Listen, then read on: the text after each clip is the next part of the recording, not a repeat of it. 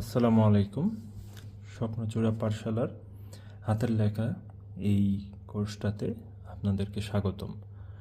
এই ভিডিওটা আমরা যেসব বাচ্চাদেরকে বা ছাত্রছাত্রীদেরকে হাতের লেখা শেখানোর জন্য কোর্সটা কন্টিনিউ করব, তাদেরকে না টেনে পুরোটা দেখতে দিব। তারা নিজেরা দেখবে এবং শিখবে। অভিভাবক আমরা তাদেরকে হেল্প করব, কিন্তু তাদেরকে পুরোটা দেখতে দিব। হাতের লেখা শুরুর আগে আমরা কয়েকটা বিষয় নিয়ে আলাপ করব।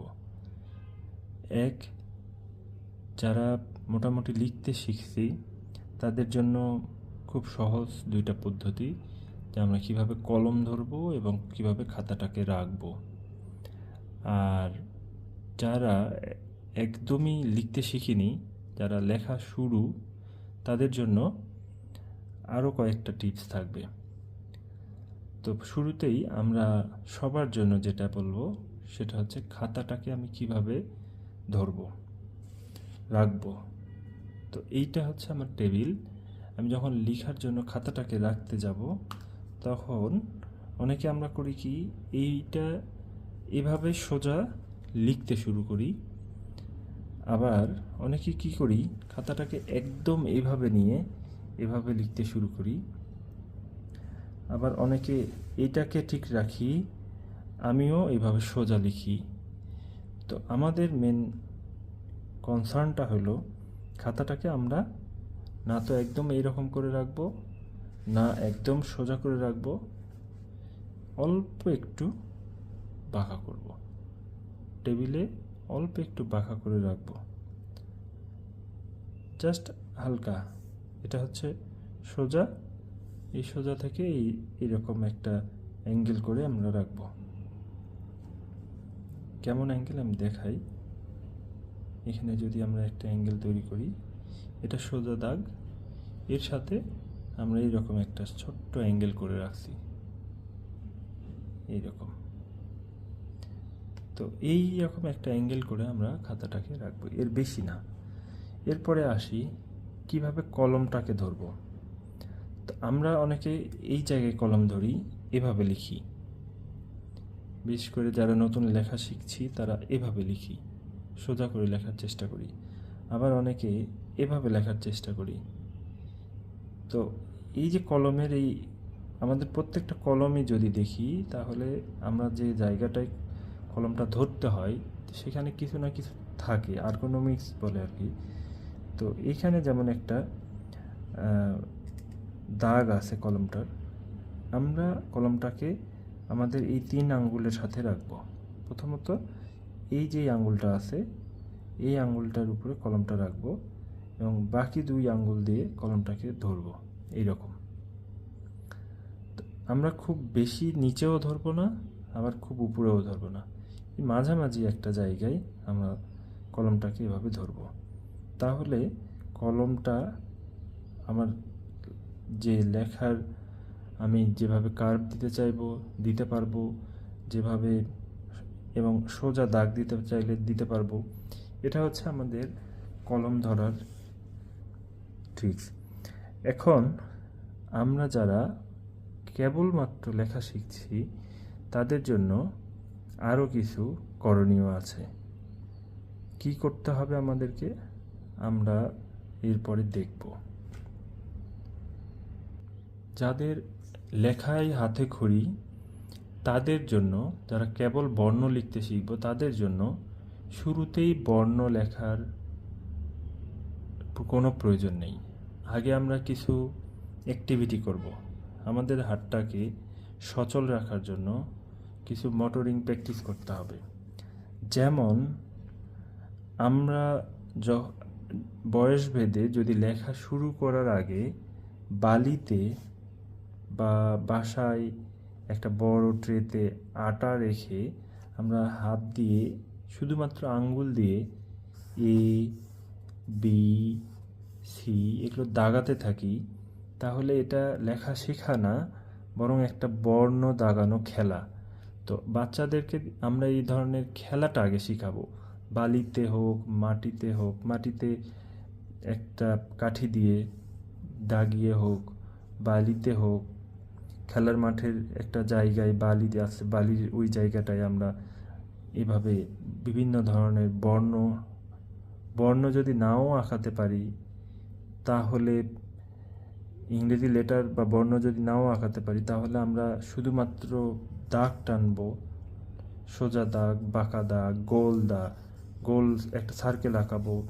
এই ধরনের বিভিন্ন সাইন আমরা প্র্যাকটিস করতে পারি। তো ওইটার পাশাপাশি যাদের একদমই বর্ণ শেখা শুরু হয় নাই, তাদের শুরুতেই এই ধরনের বালিতে বা আটাতে প্র্যাকটিস করার পাশাপাশি আমরা খাতায় বাচ্চাদেরকে কিছু কাজ দিতে পারি। যেমন বাচ্চাদেরকে আমরা এইভাবে অনেক ক্ষেত্রেই আমরা এখন কোনো ইউটিউবে যদি সার্চ দিই, তাহলে অনেক ক্ষেত্রেই আমরা পাবো যে এই ধরনের এরকম লম্বা দাগ প্র্যাকটিস করাতে বলা হয়, এরকম সোজা সোজা দাগ। তো লেখা ভালো হওয়ার একটা গুরুত্বপূর্ণ ব্যাপার হচ্ছে এই দাগগুলো একদম স্ট্রেট দেওয়া, সোজা দেওয়া। বাচ্চাদের যেটা সমস্যা হয়, বাচ্চারা দাগ এভাবে দেয়, এভাবে দেয়, এভাবে দেয়, কিন্তু সোজা দাগ দিতে গেলে সে পারে না। সুতরাং আমাদেরকে সোজা দাগ দিতে শিখতে হবে। আমি যদি বাচ্চাকে বলি যে তুমি এইভাবে 100টা সোজা দাগ দাও, ও খুব একটা আগ্রহ প্রকাশ করবে না। কিন্তু ওকে যদি আমি বলি চলো আমরা একটা মই আঁকাই, এভাবে আমরা 2টা দাগ দিব, মাঝখানে এরকম একটা কেটে দিব, আবার এইভাবে ওইটার সাথে জোড়া দিব 2টা দাগ, এইভাবে কেটে দিব। তাহলে দেখো আমরা আলটিমেটলি একটা মই ড্র করছি। এভাবে যদি বাচ্চাকে আমরা বলি যে আমি একটা মই ড্র করব, তাহলে কিন্তু সে ড্র করবে। কিন্তু আপনি যদি এভাবে সোজা দাগ দিতে বলেন, তাহলে খুব বেশি আনন্দ পাবে না এবং দিবে না। এরপরে যদি আমরা বলি চলো আমরা একটা বাড়ি বানাই, এইভাবে দাগ দিয়ে দিয়ে ছোট ছোট দাগ দিয়ে আমরা একটা বাড়ি বানাবো, তাহলে কিন্তু সে একটা এরকম শেপ তৈরি করতে পারবে বাড়ির, এবং সে এটাতে মজা পাবে। এবং আলটিমেটলি আমরা কিন্তু তাকে স্ট্রেট লাইন দাগ দেওয়া শেখাচ্ছি। এরপরে আমরা বলতে পারি যে চলো আমরা একটা কেক বানাই। তো আমরা এইভাবে একটা গোল করে শেপ নিয়ে আসবো, এবং কিন্তু এইটা তার কাছে খেলা হবে, এটা হচ্ছে একটা কেকের শেপ বানাচ্ছি আমরা। অথবা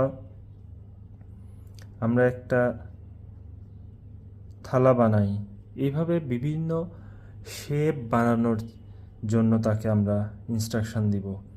আমরা বাড়ি বানাতে পারি, আমরা মই বানাতে পারি, আমরা একটা কেক বানাতে পারি। এই ধরনের বিভিন্ন কিছু আমরা বানানোর চেষ্টা করব। আমরা যদি বলি যে তুমি সি লেখো, সে ততটা আগ্রহ পাবে না।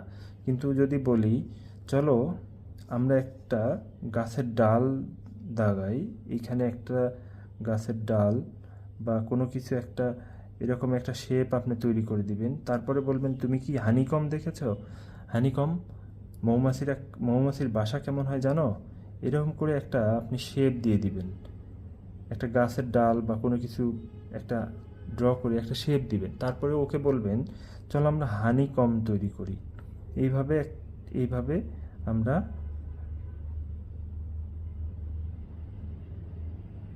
হানিকম তৈরি করি। তাহলে দেখবেন যে সে কিছু একটা ট্রাই করতেছে। এভাবে যদি শেপ দিতে সে না পারে, অনেক সময় সে ছেড়ে দিতে পারে। তখন তাকে বলুন তুমি শুধু এইভাবে গোল দাও, একটা গোল একটার সাথে আর একটা গোল যুক্ত করো। তাহলে দেখবেন যে সে, আমি যদি তাকে বলি সার্কেল আঁকাও বা ও লেখো, তাহলে সে সেটাতে আগ্রহ পাবে না। কিন্তু আপনি যদি এইভাবে মৌমাছির চাক বা হানিকম আঁকাতে বলেন, মৌমাছির বাসা আঁকাতে বলেন, তাহলে কিন্তু সে দিব্যি একটা মৌমাছির বাসা আঁকিয়ে ফেলবে। তাহলে আমরা এইভাবে বিভিন্ন শেপ তৈরি করতে বললে বাচ্চাদেরকে, তাহলে তাদের বিভিন্ন এই যে হাত ঘোরানোর প্র্যাকটিসটা হবে, তা এটা করা সম্ভব। আপনি নিজে থেকে বের করুন যে আমি তাকে একটা কাপ ড্র করতে দিব, একটা বাড়ি ড্র করতে দিব, একটা মই ড্র করতে দিব। এভাবে বিভিন্ন কিছু ড্র করার মাধ্যমে সে শিখবে যে এই যে তার কলম ধরা একটা প্র্যাকটিস হচ্ছে, তারপরে সে সোজা দাগ দিতে শিখছে, তারপরে সে কার্ভ করতে শিখছে। এরপরে আপনি বলুন চলো আমরা একটা এরকম 4 কোণা ঘর দাগাই। আস্তে আস্তে আমরা শেপের দিকে যাব। তারপরে বলুন যে এইরকম করে একটা 3 কোণা ঘর দাগাই। তারপরে আমরা এইরকম একটা গোল বৃত্ত আঁকাই। তো এইভাবে আমরা তাদেরকে প্র্যাকটিস করাবো।